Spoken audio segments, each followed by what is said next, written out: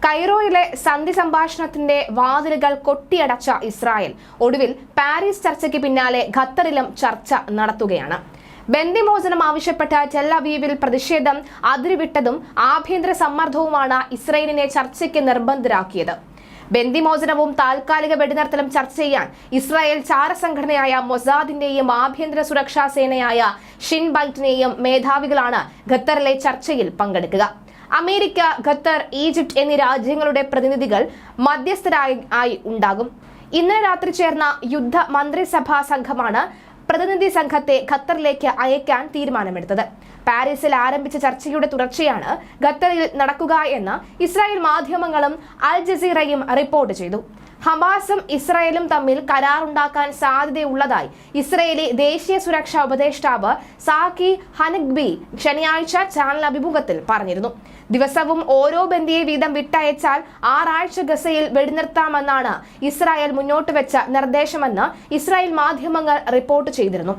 അന്യായ തടങ്കലിലടച്ച 10,000-ലേറെ പലസ്തീനികളിൽ 100ഓളം പേരെ ഇസ്രായേലും വിട്ടയക്കും. സ്ത്രീകൾ, വനിതാ സൈനികർ, ഗുരുതര ആരോഗ്യ പ്രശ്നങ്ങളുള്ള മുതിർന്ന പുരുഷന്മാർ എന്നിങ്ങനെ മൊത്തം 40ഓളം ബന്ദികളെ മോചിപ്പിക്കണം എന്നാണ് ഇസ്രായേലിന്റെ ആവശ്യം. ഗസയിലേക്കുള്ള സഹായ വിതരണം വർദ്ധിപ്പിക്കുവാനും വടക്കൻ ഗസയിലേക്ക് ഫലസ്തീനികളുടെ മടങ്ങിവരവിനും കരാറ് വഴിയൊരുക്കും. അതേസമയം ഈ നിർദ്ദേശങ്ങളോട് ഹമാസ് ഇതുവരെ പ്രതികരിച്ചിട്ടില്ല എന്നതും വ്യക്തം. യുദ്ധം പൂർണ്ണമായും അവസാനിപ്പിക്കുകയും ഗസ ഉപരോധം അവസാനിപ്പിക്കുകയും ചെയ്താൽ മാത്രമേ ബന്ദികളെ വിട്ടയക്കൂ എന്നാണ് ഹമാസ് കൊയ്റോയിൽ നടന്ന ചർച്ചയിൽ വ്യക്തമാക്കിയത്. മുഴുവൻ ഫലസ്തീനി തടവുകാരെയും വിട്ടയക്കണമെന്നും ഹമാസ് ആവശ്യപ്പെട്ടിരുന്നു. ഒക്ടോബർ 7 മുതൽ ഇസ്രായേൽ ഗസയിൽ നടത്തുന്ന നരനായാട്ടിൽ ഇതുവരെ 30,000 ഫലസ്തീനികൾ കൊല്ലപ്പെട്ടതായി ഗസ ആരോഗ്യ മന്ത്രാലയവും അറിയിച്ചു. ഇതിൽ ഭൂരിഭാഗവും സ്ത്രീകളും കുട്ടികളുമാണ്. ആയിരക്കണക്കിന് ആളുകളെ കാണാതായിട്ടുമുണ്ട്. ഹൂതികൾക്കെതിരെ നടക്കുന്ന സൈനിക നടപടികൾ ഫലപ്രദമല്ല എന്നാണ് റിപ്പോർട്ട്. അതേസമയം ഹൂതികൾ വീണ്ടും വമ്പൻ പ്രതിഷേധവുമായി രംഗത്തു വരികയാണ്. ഹൂതികൾക്കെതിരെ സൈനിക നടപടി അതിശക്തമായി തന്നെ നടക്കുമ്പോഴും അത് ഫലപ്രദമല്ല എന്ന റിപ്പോർട്ടും ഒരു വശത്ത് വരുന്നുണ്ട്. ഹൂതികളെ ചെറുക്കാൻ അമേരിക്ക നടത്തുന്ന ആക്രമണങ്ങൾ പ്രതീക്ഷിച്ച ഫലം കാണുന്നില്ല എന്നും പാഴായി പോവുകയാണ് എന്നും US ഉദ്യോഗസ്ഥരെ ഉദ്ധരിച്ച് CNN റിപ്പോർട്ട് ചെയ്യുന്നു. ആക്രമണങ്ങൾ ഹൂതികളെ കൂടുതൽ ശക്തിപ്പെടുത്തിയതായും റിപ്പോർട്ടിലുണ്ട്.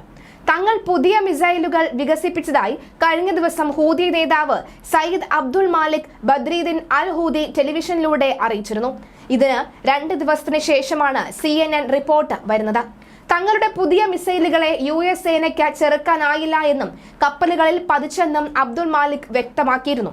അധിനിവേശ വെസ്റ്റ് ബാങ്കിലെയും ഗസയിലെയും ഇസ്രായേൽ ആക്രമണങ്ങൾക്ക് മറുപടിയായി ചെങ്കടലിൽ തങ്ങളുടെ പ്രതിരോധം തുടരും. ഇസ്രായേൽ അധിനിവേശനത്തിന് ആയുധം നൽകി ഈ കുറ്റകൃത്യങ്ങളിൽ പങ്കാളികളാവുകയാണ് അമേരിക്ക. ഗസയിലെ ഫലസ്തീൻ ജനതയെ ഇസ്രായേൽ വംശഹത്യയും കൊലപാതകവും നടത്തുകയാണ് എന്നാണ് ഹൂതികളുടെ വാദം. ശത്രുക്കളുടെ കടൽ വാണിജ്യ ഗതാഗതത്തിന്റെ 40% നിർത്തലാക്കാൻ തങ്ങൾക്ക് സാധിച്ചിട്ടുണ്ടെന്നും ഇത് ഇവരുടെ സമ്പദ് വ്യവസ്ഥയെ തളർത്തുകയും കയറ്റുമതി കുറയ്ക്കുകയും ചെയ്തിട്ടുണ്ടെന്നും സയ്യിദ് അബ്ദുൽ മാലിക് കുറ്റപ്പെടുത്തി. മലയാളി വാർത്താ plus, like, share and subscribe.